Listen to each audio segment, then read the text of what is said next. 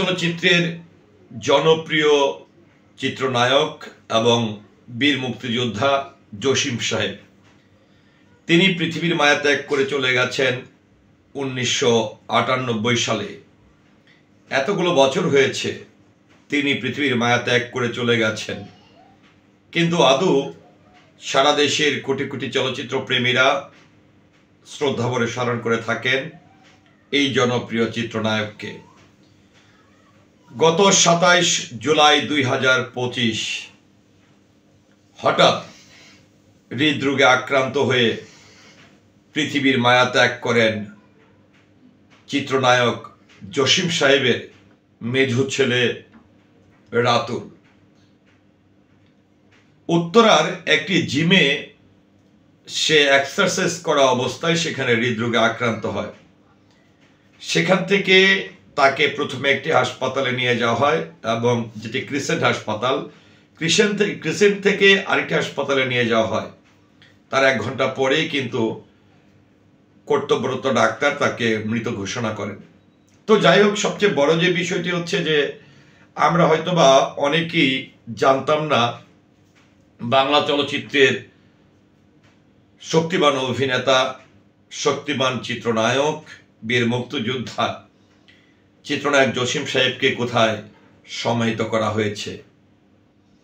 বিশেষ করে আমি এর আগে কয়েকটি ভিডিও ছেড়েছিলাম, এবং যে ভিডিওটির মাধ্যমে আমি ভিডিওটি যেদিন করেছিলাম তার আগেও আমি জানতাম না যে আমাদের প্রয়াত নায়করাজ রাজ্জাক সাহেব, তারপরে ওয়াসিম সাহেব, তারপরে আমাদের রুজি আফসারি ম্যাডাম, তাদেরকে সমাহিত, সোহেল চৌধুরী সাহেব, তাদেরকে সমাহিত করা হয়েছে বনানী কবরস্থানে। কিন্তু আমাদের এই জনপ্রিয় চিত্রনায়ক জসিম সাহেবকে যে সমাহিত করা হয়েছে বনানী কবরস্থানে, সেটি কিন্তু আমার জানা ছিল না। তো যাক, এবার গত 27 জুলাই মাত্র 35 বছর বয়সে পৃথিবীর মায়া ত্যাগ করেন চিত্রনায়ক জসিম সাহেবের মেজো ছেলে রাতুল।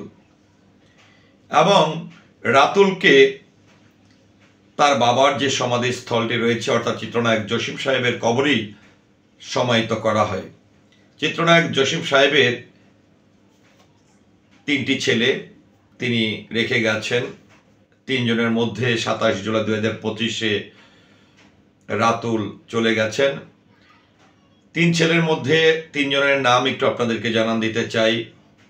রাতুল, রাহুল এবং সামি, তারা 3 ভাই ছিলেন, এবং 3 ভাই অভিনয়ের সঙ্গে যুক্ত ছিলেন না, তারা একসঙ্গে সঙ্গীতের সঙ্গে যুক্ত ছিলেন। একটি ব্যান্ড দল তাদের ছিল। তো যাই হোক, সবচেয়ে বড় যে বিষয়টি হয়েছে, বাবার কাছে চলে গেলেন রাহুল। আমি এই ভিডিওটির মাধ্যমে শ্রদ্ধা জানাই চিত্রনায়ক জসিম সাহেবকে, এবং বাবা পুত্র দুজনেরই আত্মার মাগফিরাত কামনা করছি। আসসালামু আলাইকুম।